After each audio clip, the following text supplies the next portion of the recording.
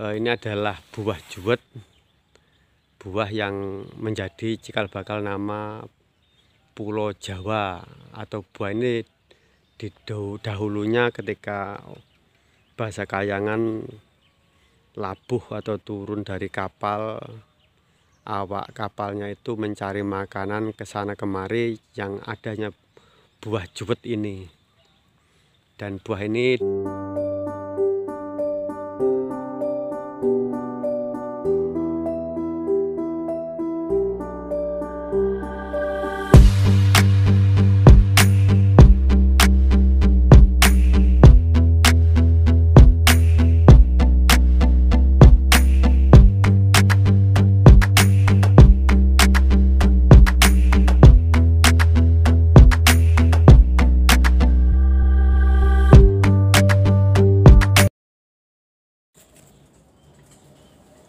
Selamat pagi teman-teman. Kali ini saya akan membacakan tentang sejarah lahirnya bangsa Jiahua Dwipa dalam kurung Jawa Dwipa, atau asal-usul nama Jawa Dwipa tersebut. Bangsa Latin atau tulisan Latin menerangkan bernama Jawa Dwipa. Dalam bahasa Sanskerta garis miring barat garis miring India menyebutnya Java Dwipa. Di dalam bahasa Arab atau Timur bagian tengah menyebutnya Bani Al-Jawi. Sedang dalam bahasa Timur menyebutnya Nanhai. Dan di bangsa Sang menyebutnya Nanyang.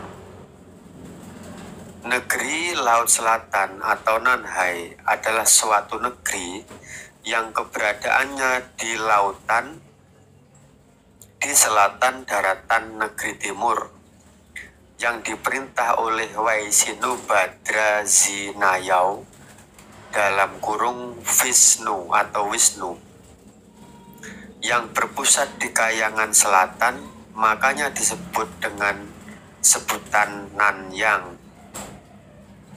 Bangsa Timur bagian tengah dalam kurung Timur Tengah menyebutnya Bani Al-Jawi dalam kurung bangsa Jawa. Orang-orang Arya menyebutnya dengan sebutan Java Diva, yaitu negeri buah Jiahua dalam kurung Java. Jiahua Dwipa adalah negeri buah Jiahua atau bumi buah Jawa. Buah Jiahua ini berbuah hanya sekali dalam setahun, tiap mulai bulan September dan berakhir Januari. Pada abad 8 sebelum Masehi, rombongan Kayangan yang dipimpin oleh leluhur Sang yang bernama Badrazinayau dalam kurung Badranaya mendarat dan berlabuh di daerah Sulau dalam kurung Sulo di Lasem. Tepat pada 11 November kalender Masehi, di suatu hari pendaratan kapal Kayangan yang dipimpin oleh Yang Badra diperingati oleh orang-orang Kanung dengan istilah labuhan, yaitu memperingati labuh kapalnya bangsa Kayangan garis miring Lingga, dan menjadi bangsa baru bernama bangsa Jawa Dwipa. Karena setelah kapal berlabuh, anak buah kapal mencari makanan ke sana ke sini, yang ada hanya buah Jiahua. Makanya bumi Laut Selatan disebut dengan sebutan Jiahua Dwipa, artinya bumi buah Jawa. Dan orang-orang Lingga menamakan dirinya dengan sebutan baru, dengan sebutan orang Jawa, yaitu penduduk bumi buah Jawa. Di zaman ini keraton yang ada di bumi timur adalah Sang, Zhao, Yapan, Jawa. Yang lain belum ada. Penduduk atau manusia di bumi timur masih jarang-jarang. Dan sampai sekarang, bangsa Jawa memperingati hari lahirnya bangsa Jawa di setiap tanggal 11 November, yaitu merayakan labuhnya kapal Kayangan yang menjadi bangsa baru bernama bangsa Jawa Dwipa.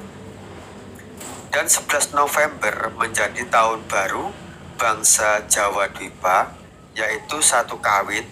Kawit artinya permulaan atau pertama dalam kurung purwa.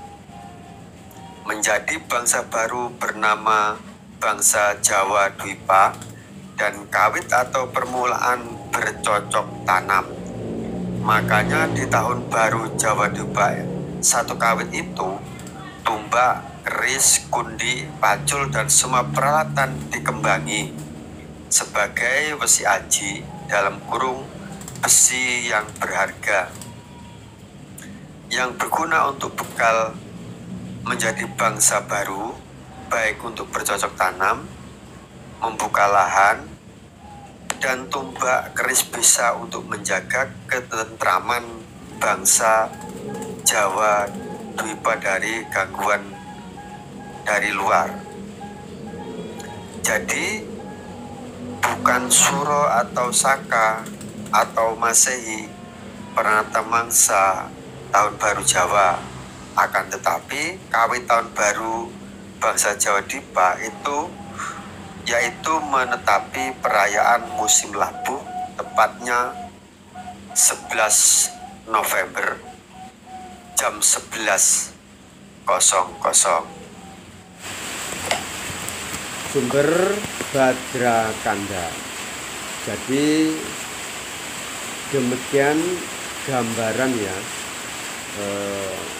kisah nama asal usul bangsa Jawa Dwipa ya, bukan suku ya, tapi bangsa Jawa Dwipa yang berada di Nanhai atau Nanyang atau negeri Laut Selatan, yang pernah memimpin bangsa timur mulai dari Persia, Barat India, sampai bumi Matwa, Irian Jaya, sampai New Zealand,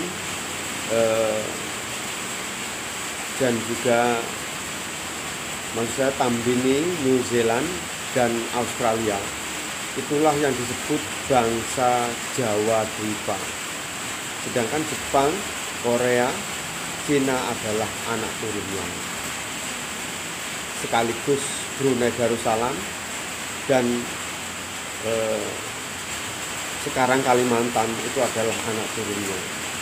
Jadi asal usul nama bangsa Jawa Dwipa itu diambil dari sebuah buah ya, ketika Sang Hyang Waisinubhadra Jinaya atau Yang Wisubhadra turun dari kapal labuh di daerah Lasem, dulunya Lausam, sekarang Lasem ya, di desa Sulo. Itu anak buah kapalnya mencari ke sana kemari, tidak menemukan makanan lain selain buah Jawa atau juwet ya, dalam bahasa Jawa ya. Dalam bahasa Sunda itu jamblang. Oke, jas merah, jangan sekali-kali melupakan sejarah. Salam mulia, salam budaya, salam Nusantara.